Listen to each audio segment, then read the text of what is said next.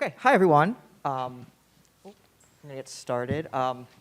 So hello and welcome to the Museum of Jewish Heritage, a living memorial to the Holocaust. I'm Mick Elliott. I'm the Gallery Education Coordinator here at the museum, and I'm pleased to welcome you to the third annual New York Jewish Book Festival. Thank you for joining us for Emerging Narratives, Debut Jewish Fiction, featuring authors Danny Goodman, Sarah Seltzer, Aliza Green, and Sasha Vasilyuk, and moderated by Susan Weidman Schneider. We hope that you will explore some of the 17 panels that are happening throughout the museum today, meet some of the 56 speakers, attend one of our 3 writing workshops, and get books signed at some of the 16 author signings.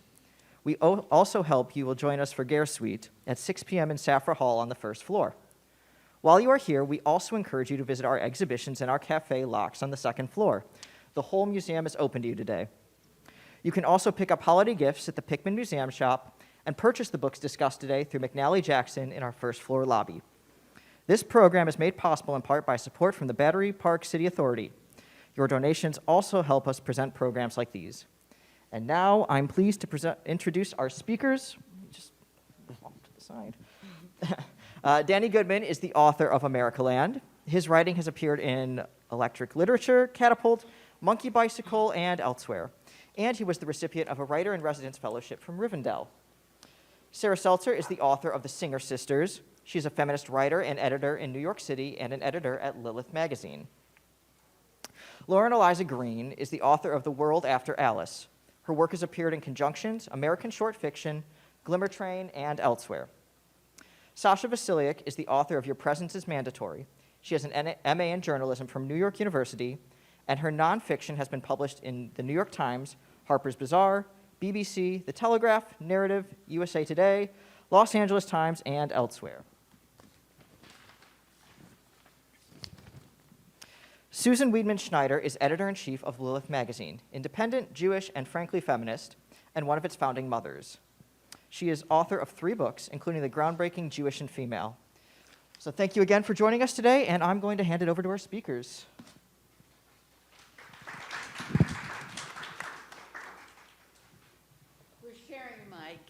This is going to be a little clumsy, but we may not actually need it. Can you hear me okay without the mic? All right. Let's leave it with our author's mic, and I'll just raise my voice just a little. You are in for a treat. I have to tell you, I have so much enjoyed reading these 4 remarkable novels. Very different from one another, and they fall roughly into 2 categories. The historical, the more nearly historical fiction we have from Danny and from Sasha take on huge sweeping themes. One of them, you're going to hear from all the authors reading in a moment, but and Sarah and Lauren's books are history of a different sort, immediate and completely relatable, I think, for many of you. The writing is terrific. All 4 novels are absolutely gripping. And I will talk about more specifically their particular approaches, both in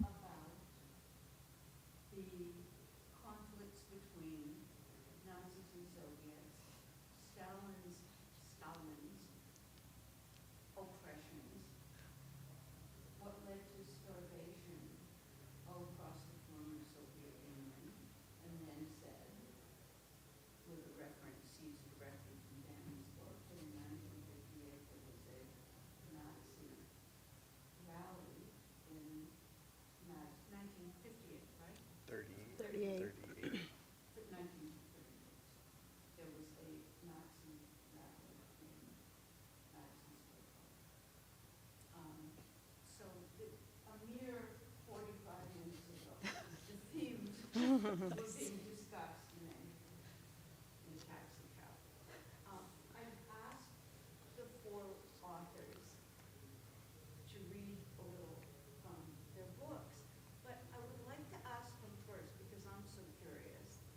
For first novels, what was, if you can just take a minute, each of you, or 2 minutes or 3 minutes, to say something about what the, not so much what the trigger was, but clearly there are aspects of real life woven into these novels, these pieces of fiction.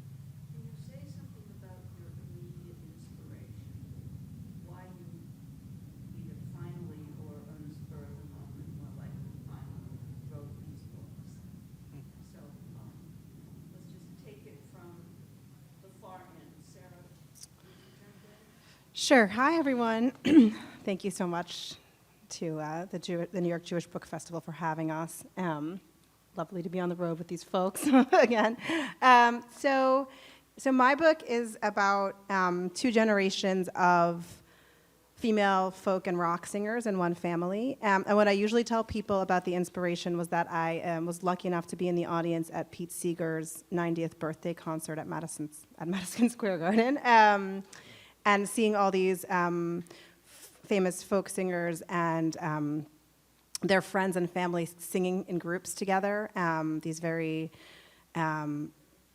personal, the relationships being played out through song, right? So a mother and her kids in a band together singing, and there's something that felt very, even though my family are all attorneys, the relationships being played out for us in song was so appealing to me, and that I sort of thought, like, this would make an amazing novel, a family that's all singers, and they put their relationships in songs together. And we know that there are many. I mean, there's the Haim sisters now. There's Joan Baez was in a band with her sisters. Carly Simon was in a band with her sisters. The McGarrigle-Wainwright family are in a band together. So there are a lot of real-life examples I drew from. And in my own life, my Jewish grandma was a frustrated artist. She was a brilliant scholar, a poet, a playwright, in college in Boston, and then she did as many women of her generation did, and when she got married, she kind of put it all aside to be an unhappy housewife in the suburbs in the 50s, and so that has always had an effect on me, and that's always been there. So much of this novel is about the push and pull between family care and the call of art. For both generations, and your obligation to the people you love, and how that interplays with your obligation to make the art that means something to you. So that's sort of the personal story that's behind the celebrity framework of the book. Hi, everybody. Thanks for being here on a sunny Sunday morning. You could have been elsewhere, so I appreciate that. So my novel, as Susan was describing, it's historical fiction, technically, although it does go from World War II until sort of the present day, more or less, the beginning of the Russia-Ukraine conflicts. And the reason I ended up even working on it was because my grandfather, who was a Soviet Jewish Ukrainian World War II veteran, jolly guy, never talked about the war, which is common with veterans. And when he passed away, my grandmother found a confession letter that he wrote to the KGB back in the 80s, in which he explained and sort of confessed to what really happened to him during World War II, and that was very, very different from what we thought happened to him during World War II. So that immediately seemed to me like it could be a novel. But this was 2007, I was in my 20s, I was doing other things, and I just didn't feel the urgency of writing about war, because the world looked quite different in 2007 than it does today. Fast forward 7 years to 2014, and the city where my family lived, which is in eastern Ukraine in the Donbass, a word you may have heard by now, suddenly became the epicenter of a new war. frankly, growing up in Russia, Ukraine, Europe, I did not imagine that war could happen in the 21st century on the exact same land that it did in the 20th century. And suddenly it was happening, and it was happening kind of quite literally in front of my grandparents' apartment. I got to go there a couple years after the war began. And this is the same war, for those of you who don't know. It began in 2014. It was regional at first, and now, obviously, it grew into a full-scale invasion.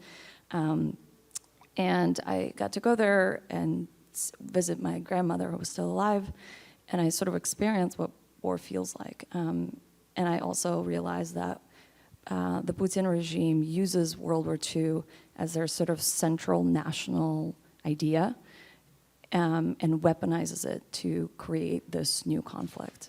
It's a twisted sort of thing, but they've done it very successfully. And once I saw that with my own eyes, I realized, oh, that thing that happened to my grandfather is actually super, super relevant, and I need to write a book, and I need to write it now. Hi, everyone. I'm Danny Goodman. Thank you for being here. This is amazing. This view is incredible. Yeah. It's distracting from this side because I'm looking out and I'm seeing it. But so this is my debut, Amerikaland.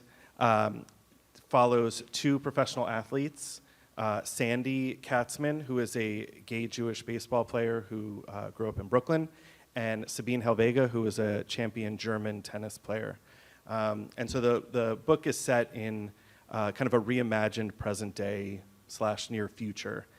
So there are a lot of things in the book that are recognizable to a current audience, but there are a few things changed here and there to sort of adjust. And the book was sort of born or inspired. I started writing it in 2017, right after the first Trump election, and it was I was very afraid, and I had a lot of anxiety, and I didn't really know what to do with that fear and anxiety, because it felt like we were seeing the kind of start of something that I had not seen in my lifetime.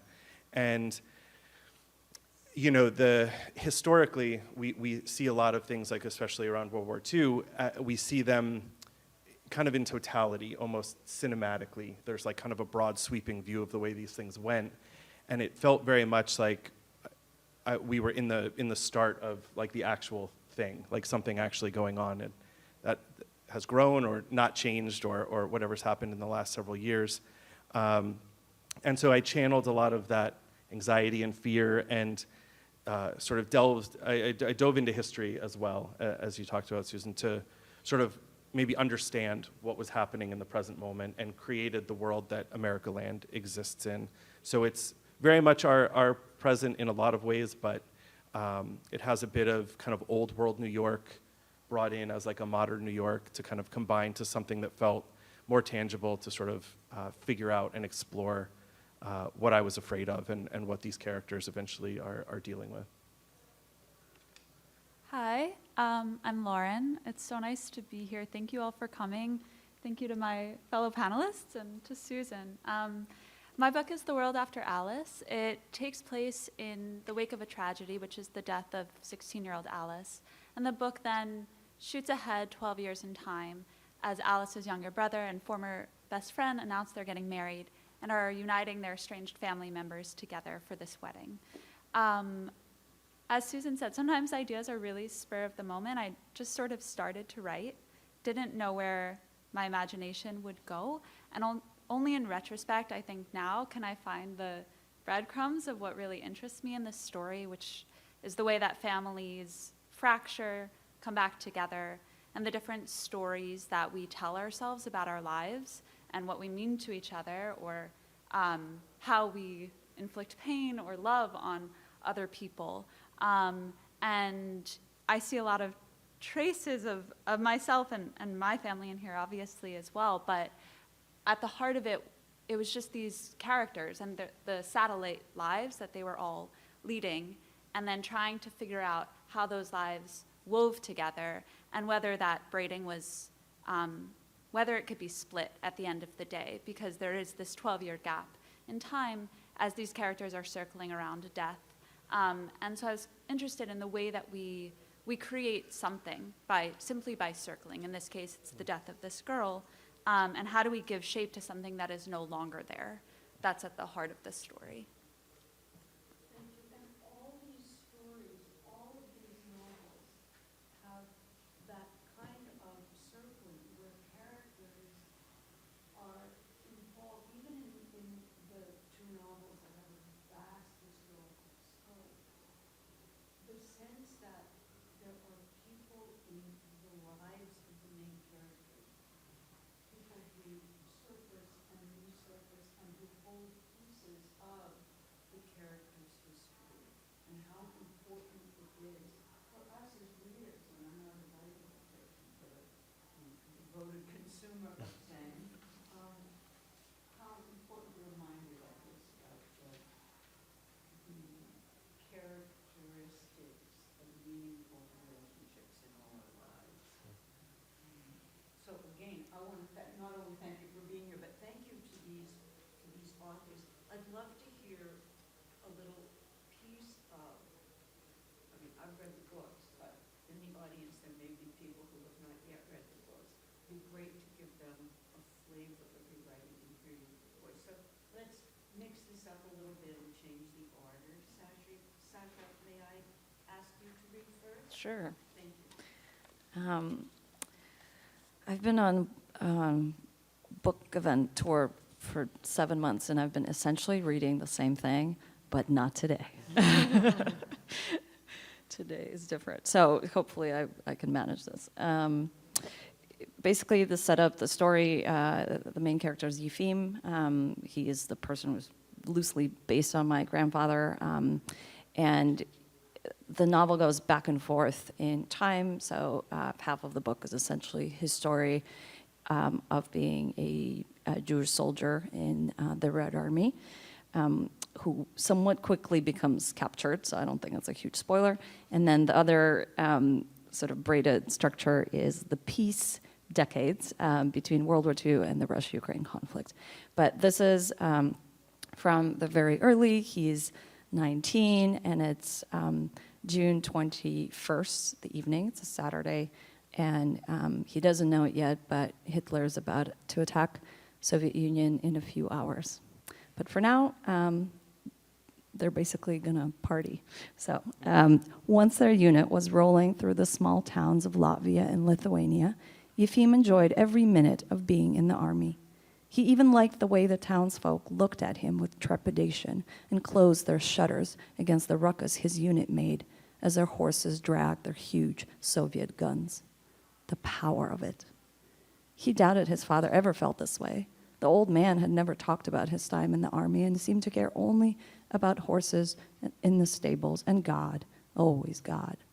As if praying ever saved his ancestors from the pogroms or fed his family during the famine. Father revered Stalin. That's the same way he used to revere the Tsar as God's deputy. He refused to see that it was the people who were the true almighty now. People like Yefim and Ivan and their whole generation who would build a grand Soviet future where no one fought over which God they believed in and everyone was equal. A brighter future made of steel and fast cars and tall buildings. A future that Yefim was tasked with protecting on the western border of his powerful country. As he drank to fun and glory, a part of him wished the Germans would attack already so he could finally show everyone what he was made of. After dinner, they drove into town a few kilometers down the road. It was Saturday, and 2 fiddlers and an accordionist played at a roadside tavern as couples danced on the lawn. There was no way the Lithuanians would let a bunch of Red Army soldiers dance with their girls, and Lieutenant Komarov had told them, "Don't start any trouble with the locals. We'll need them if the Fritzes decide to attack." So he and Ivan stood to the side with the others, watching, filling their imaginations. Across the lawn, Yefim spotted a lovely dark-haired girl leaning against a tree, wistfully looking at the dancers. She was surely Jewish. He'd heard more than a quarter of the town were his people. She tugged at the corner of her shawl as if ready to throw it off the moment someone invited her to dance, except no one did. He decided talking to a Jewish girl wasn't starting trouble and headed toward the tree. When he approached, he saw she was younger than he'd realized, no more than 16. "I'm sure you want to dance, but unfortunately, I'm terrible at it," he said with a smile. "A bear stepped on my ears," as my mother likes to say. The girl stared at him in silence, a small panic forming in her brown eyes. "I'd only embarrass us both," he explained. She grew red in the cheeks and said something Lithuanian, pointing to the dance floor. He wanted to smack himself for being such an idiot. Of course she didn't speak Russian. They'd been Soviet for less than a year. He tried in Yiddish, though the only words that came out were dance and can't, and he was pretty sure they were in German, which he'd studied in school. She laughed. Her name was Eva. She spoke Yiddish freely, the way his mother used to when he was little, before Shabbat was outlawed and the nearest synagogue got converted into an administrative office of the regional kolkhoz. He understood some of what she said and replied using Ukrainian, German, and a lot of gestures.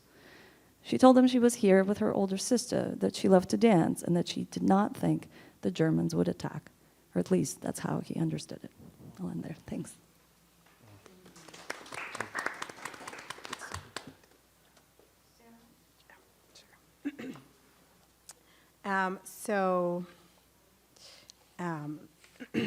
This, as I said, this story is two generations, and I kind of switch back and forth between reading about the 90s and the 60s. But today we're going to be in Cambridge, Massachusetts in 1964, and Judy, who is the mother, the sort of tortured folk reclusive genius whose decision to play music and then to leave music kind of echoes throughout the whole book, is just a teenager and longing to leave home and go to Greenwich Village and hang out with Bob Dylan, sorry, and be part of the folk scene. So, Cambridge, Massachusetts, 1964. When another aspiring folk musician sat down at her family's Shabbat table, Judy Zingerman narrowed her eyes. Taking off his newsboy cap and washing his hands, Dave Cantor resembled a beetle, like most boys, but a beetle-haired boy who knew how to bless the candles, who washed his hands, and who sucked up to her mother, that was unique. Judy and her older sister Sylvia stared at Dave over their vegetable soup. His face made an appealing sight, framed by a silver tea samovar on one side and their parents' portrait of Eleanor Roosevelt on the other. Their cat, Adlai, lounged on the chair beside him. What might a wandering musician on a winter evening make of their home? The tendrils of smoke from the candles, the twisted roses on the dark wallpaper, and the smells, yeasty challah and salty soup. The room could be interpreted as warm or suffocating, ornate or overdone. Judy's braids, tied with lavender ribbons, probably looked childish. Meanwhile, a silver pin pulled Sylvia's short curls aside, accentuating her startling gray eyes. Judy had to act fast to capture his attention. "Where do you live, David?" asked her mother, Anna, after they had broken the challah. "I live in Greenwich Village," said Dave, "on Thompson Street, in the thick of it." Judy needed no more invitation to launch herself into the conversation. "A bohemian. He needs 2 helpings of soup," she said, affecting a knowing tone. "Who taught her to speak this way?" her father demanded of his wife. As open-minded as the Zingermans claimed to be, their acceptance stopped at the threshold to their house. Raising accomplished musicians was second to raising good girls. But the Singer sisters, as Sylvia and Judy planned to name their folk singing duo, had their own plans. Sylvia and Judy had spent the early afternoons of their early lives at music lessons. Sylvia would walk beside Anna, regal, her portfolio of sheet music snug in her arms, while Judy darted ahead or dawdled until inevitably their mother rebuked her with a, "I'll tell your father." And that got her to comply, because Hyman had told them his story again and again. Long ago, he had set aside his flair for piano to join the family business, but he yearned for music. After he came home from the war, married, and made a small fortune building houses in the suburbs, he returned to his passion, constructing and running a recording studio near Central Square, and squiring Sylvia and Judy to recitals. The Jewish community called them homegrown prodigies. At synagogue concerts, they sang duets. Sylvia was lithe, bird-voiced, and destined for the stage. Therefore, Judy, though not without a voice herself, harmonized. Judy's teachers and relatives assured her that this made sense. Every orchestra needed its second string.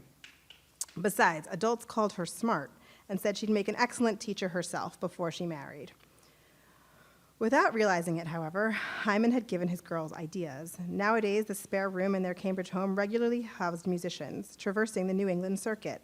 The girls dubbed these visitors Papa's troubadours, emissaries from a new, wild world, mere steps away, one of smoky coffee houses, raunchy jokes, and young people making eyes at each other over their instruments.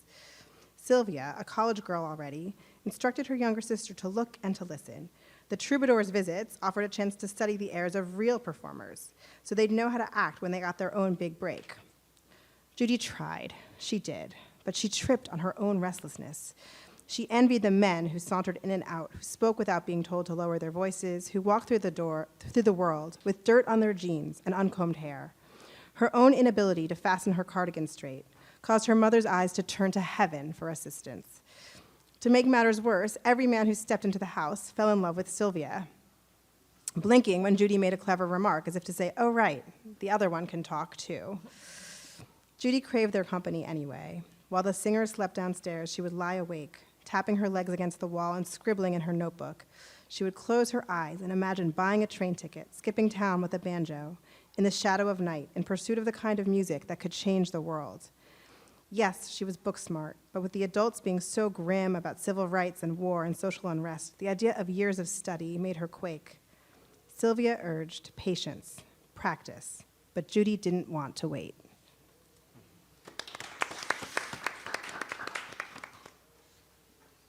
I'm going to pause the readings for just a minute or two because I would like very much to ask all of you at the Museum of Jewish Heritage or Jewish Book Fair, if you would like to say a word or two about what makes your books particularly Jewish and particularly relevant for a Jewish audience. Not that these books are going to be purchased and read and praised exclusively by Jews, far from it, although we know that he was a big book buyer. No secret in the publishing industry. And of course, for the two broader scoped, open lenses, more historical novels, not to be categorical, Dan's and Sasha's, the Jewish content is always there, or the Jewish subtexts are always there. I'm curious about what each of you has to say about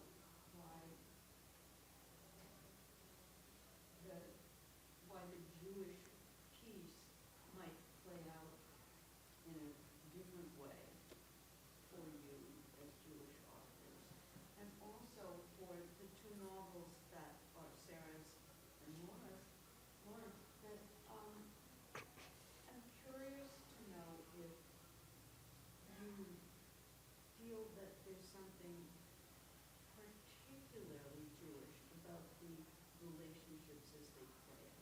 So let's start. Sure. It's a great question. And recently I read Dara Horn. If you haven't read Dara Horn, highly recommend. But recently read this piece by Dara Horn talking about what makes a Jewish story. And in this piece, Dara was saying how Jewish narratives tend to resist the typical narrative arc, meaning they don't give a clean-cut ending. There's not really answers. Once you reach the ending, you're only at another beginning. And that is what fundamentally makes a story Jewish. And in that way, I think that this book has that in spades, which is that you have characters who are grappling and seeking in what I would call a very Talmudic fashion. They are grasping at philosophy and religion and anything they possibly can for answers. And they never get those answers, as people often don't in the face of grief, right? And so their seeking is coming from this spirit that is not, that is almost rhetorical in a sense, but that the question is the end goal, right? There's never going to be these answers. It's just to learn to live with the questions. And I think, to me, that feels to come right out of the Jewish tradition of questioning and questioning and questioning, and continuing in pursuit of some knowledge that may or may not be there, but that has a spiritual underpinning to it, and the sense that maybe the universe is has other things that we can't know, mysteries that are beyond us. And can we learn to live in a world that contains those? And in that sense, I would say that these characters all embody that spirit. And certainly when they come into relation with each other, that's when things get interesting, because they all bring a different idea of what happened to Alice, but also what their grief and mourning looks like and how they ought to move forward. And I think that I'll leave that there. Very interesting. Lilith Magazine published a couple of years ago a collection of short stories that had run in the magazine over the almost 50 years that we've been publishing. And the short story collection, which is available downstairs, of course, at the Lilith booth, but this is not the commercial announcement. My co-editor on that collection, young as Elvis McDonald, Lilith's longtime fiction, excuse me, and an accomplished novelist herself.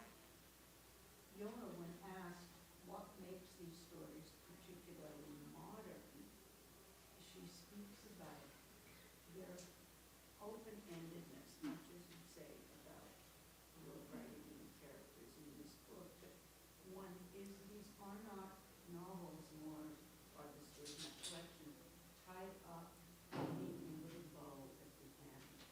The questioning and the mysteries that remain are part of the delight in a way. That there are surprises in all of these novels, and I hope in those short stories as well. Surprises that leave us thinking, which is such a blessing. Really, I think very exciting. And I would love for the rest of you to please join in about the Jewish question. You know, the idea of Jewishness in Amerikaland is maybe it's pretty obvious in a lot of ways. You know, the one of the main characters is Jewish, and he's you know, grappling with grief in a way that I think there's two elements that feel that of Jewishness that kind of drove through the book for me. And the first was that idea of like grief or trauma being sort of imprinted on sort of your cells, and the characters, Sandy's mother, Sandy's father, there's a carrying of that forward, both from very past and also more present trauma. But there's also just a general idea of being othered, of othering in the book that I think was very much what I was feeling when I was starting to write it. And so I think it ended up getting sort of imbued in all of the characters in their own ways, but it's something that started from a very, you know, Jewish kind of standpoint of being present and accepted is maybe the wrong word, but being present in society on one hand, but also being othered sort of on the other hand. And the book sort of explores, I think, a lot of that for not just the major Jewish character, but for the other characters as well. Right, and sort of the perilousness of living in and also at the margins. I love these very highly intellectual answers that these guys are giving. I'm a journalist, so I'm just going to kind of stick to, I don't know, real fact things that are simple to state. So my book deals with Soviet Jewish experience that is largely unknown in this country. We're sitting in a museum dedicated to the Holocaust. I don't know anybody who doesn't know at least something about the Holocaust in this country. And yet very few people know kind of the experience at the same time that was happening on the eastern side of the world. And there's a reason for that. It was a story that was suppressed there as well, and is also largely unknown there as well. And I think the Holocaust was, you know, just became much more dominant here. So it felt important to me to bring to light sort of that side of history. And for me personally, I didn't even know I was Jewish until I was, I don't know, about 10, nor did I really once I learned, really understood what it meant, because in the place where I grew up, under communist regime, and this is something that I surprisingly have to still, it's surprising to me, but I have to explain to very educated Americans all the time that being Jewish did not mean you knew anything about it or celebrated anything or read any books on the subject ever. All it meant there was that if you had a Jewish last name, which I actually didn't, for also very specific Stalin-related reasons, you could have been discriminated against in some way. But on the positive experience of like the challah, all of that, none of that existed at all. And that's a very different experience for most American Jews, I would say. So I brought in this book kind of both the World War II aspect of it and the Soviet Jewish experience, where the Jewishness of it was erased, where you were supposed to be Soviet first, everything else second. As you were speaking, I was reminded someone had said to me, someone who'd been involved in the, quote, resettlement, unquote, of the Soviet Jews in the United States, and particularly in the 70s and the early 80s. She said, I met some of the people who came to settle in our community, and one of them said to me, American Jews kept sending us matzah, and no one ever said what we were supposed to do. Yeah. Yeah. Just a complete blank in terms of understanding what that experience of forgiveness is about, which is one of the reasons why we book is Yeah, so, the reason I chose the section that I chose today is because there's a very sort of specifically Jewish aspect to my book, which is that sort of post-World War II, assimilationist, middle-class Jewishness that my characters come out of, and the tension between the parents and kids.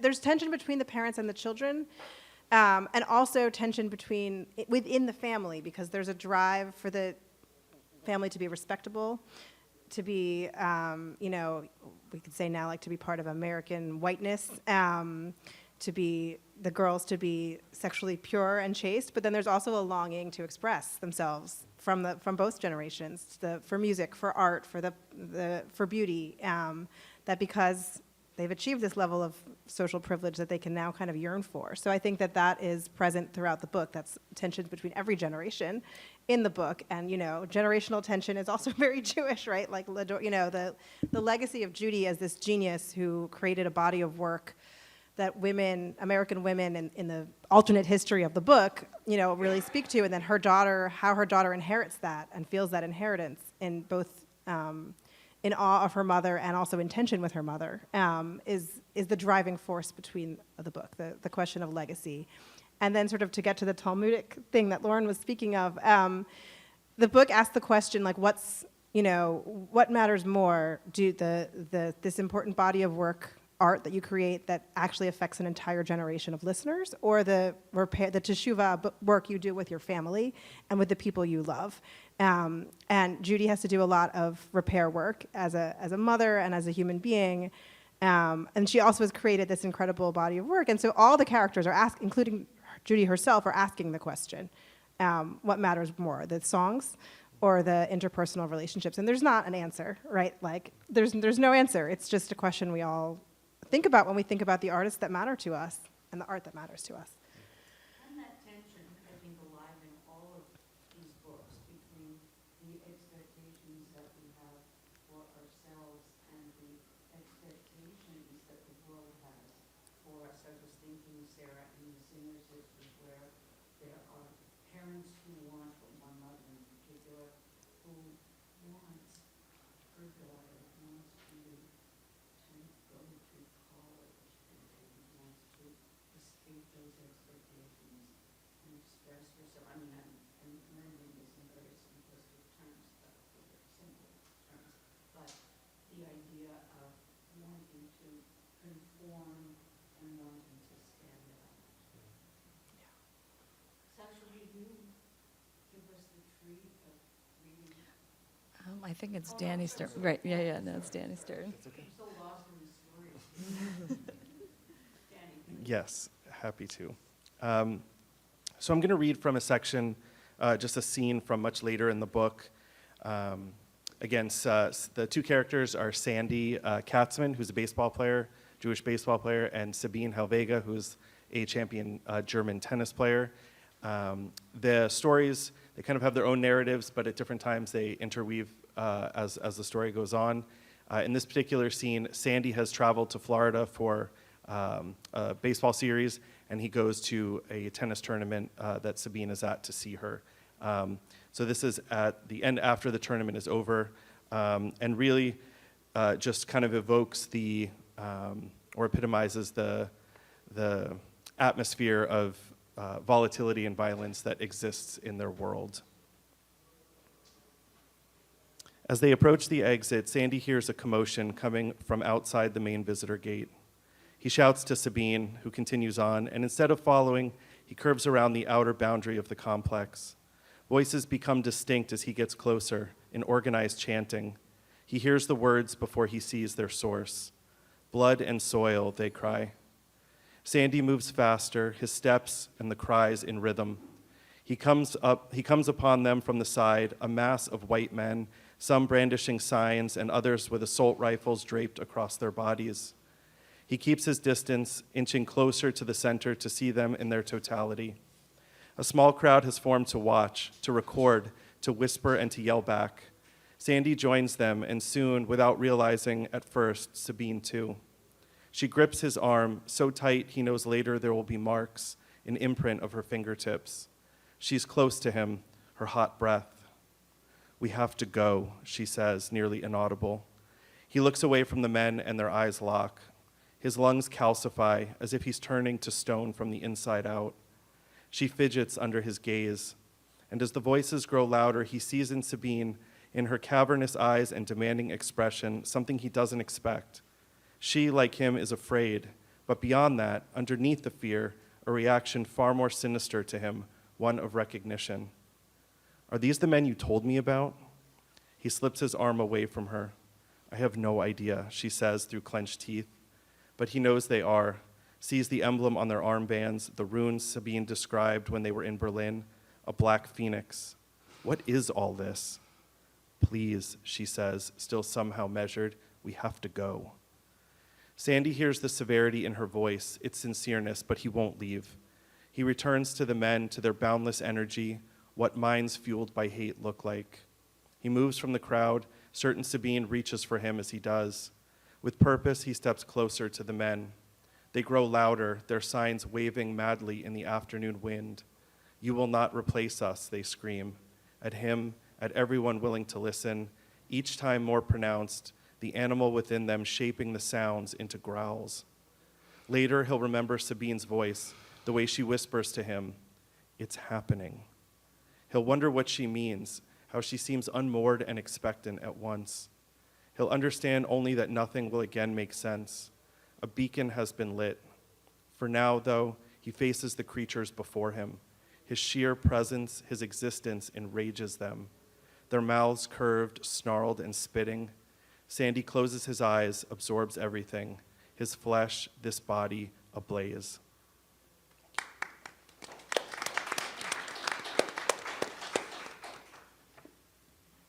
There are unforgettable scenes in all four of these books, and that is certainly one of them, when I realized that that's what we were going to read. I found myself getting all shivery all over again. Is there something that you would like to tell an audience of eager readers, each of you? Is there something that I haven't asked you about? Because I'm sure that there will be questions and comments from the people who are listening to you.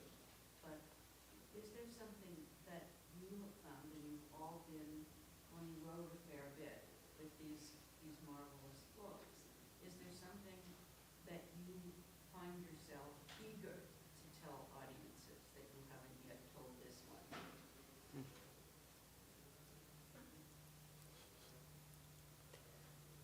I'll start. I've come to believe while writing my book but also while being on tour and hearing from readers third component, by watching what's happening politically in Europe, that there are sort of two main ways in which history gets relayed. One of them comes from sort of the state and kind of trickles down to like the textbooks that we read as kids or whatever. But that messaging typically comes from the state, sort of in every place.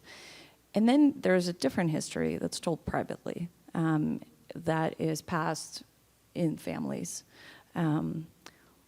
or not passed in families, right?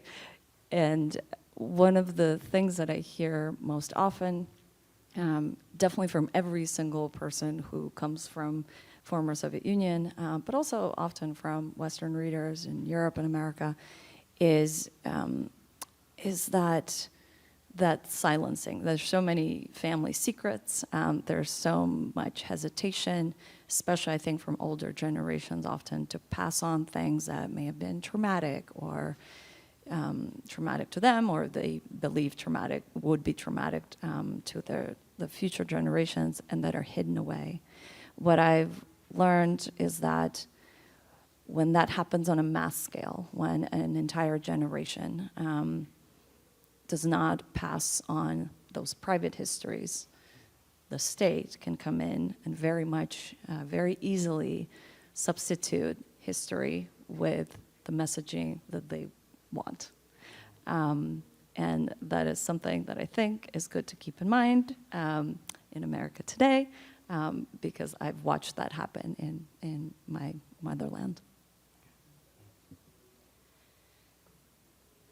Anyone else want to jump in on that?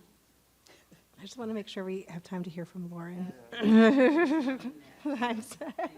I know. Susan's my boss, so I can just be anxious in public about it.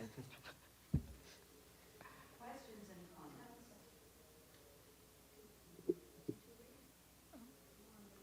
Should I read? Yes? Okay. Okay. I'm going to read from quite early on in the book, so you don't need to know very much. But the book is told from multiple points of view, and this is from the mother's chapter. And it is in conversation with Sarah's, actually. Okay. Yay. After Linny Olson finished packing, rechecking her list, and packing some more, she left to meet Ezra Newman outside his classroom at NYU, where he was teaching a 6-week course on the history of modern philosophy. It was the same course where she'd met him the previous summer. Ezra greeted her at the doorway with a kiss. They meandered through the maze of eccentric shops, bookstores, and farm-to-table restaurants that colonized Greenwich Village. Each storefront self-consciously embodied the beatnik atmosphere of a long-departed era, true bohemianism exchanged for the polished imitation. Linny was struck, as she often was, by how willfully contained her former life had been. Rarely had she ventured beyond the Upper West Side. Now the entire city lay at her fingertips. She could ride the subway at 11 p.m., and who would stop her? "How was class?" she asked Ezra. He transferred his shoulder bag from one side to the other, revealing a blue ink stain on his collar. He was constantly marking himself with the tip of his pen, which he liked to twirl in absent-minded contemplation. "We just started on Leibniz," he said, always a hit. "Leibniz," she repeated. "The principle of sufficient reason, that every event, even the most seemingly inexplicable, has a cause, which then leads us to the problem of evil and the perfect world theory." Linny vaguely recalled this theory, something about our universe being the best possible one, since God had plucked it from an infinity of universes. She imagined alternate versions of herself, Linny Olsons who were independently successful, who were right now in Vienna or Moscow, preparing to dance the Firebird in theaters resembling enormous jewel boxes. In how many of those worlds has she stayed in Minnesota, never to meet Nick or mother their children? She and Ezra entered Washington Square Park. A folk dancing event was taking place, couples weaving together and apart. Weathered figures sat hunched over chessboards in the southwest corner, daring opponents to approach. Chalk-drawn circles adorned the ground, each bearing the same 3 words: "You are here." When Peter had first suggested Linny matriculate as a continuing ed student, she'd laughed, claiming she was too old and dense to keep up. Peter refused to partake in her self-mockery. You mean to tell me a woman of your capabilities is satisfied picking out paint swatches and volunteering at the community garden? One class, she agreed, more stung by his critique than she let on. The first day, she showed up with the course catalog in her back pocket, having spent the previous evening poring over it, circling lectures in medicine, literature, anthropology.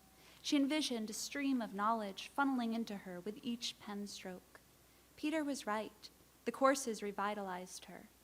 Attending college was the first thing Linny had done for herself in a long time. As she accumulated days in the library, a hidden knowledge began to flow inside her like water beneath a glacier's surface.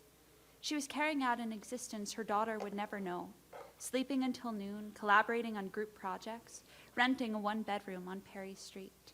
It was as if the vitality that had evaporated from Alice's body had regenerated itself in her own, as if she were an insect growing engorged on Alice's lifeblood, a poignant reversal of their roles as mother and daughter, nurturer and nourished.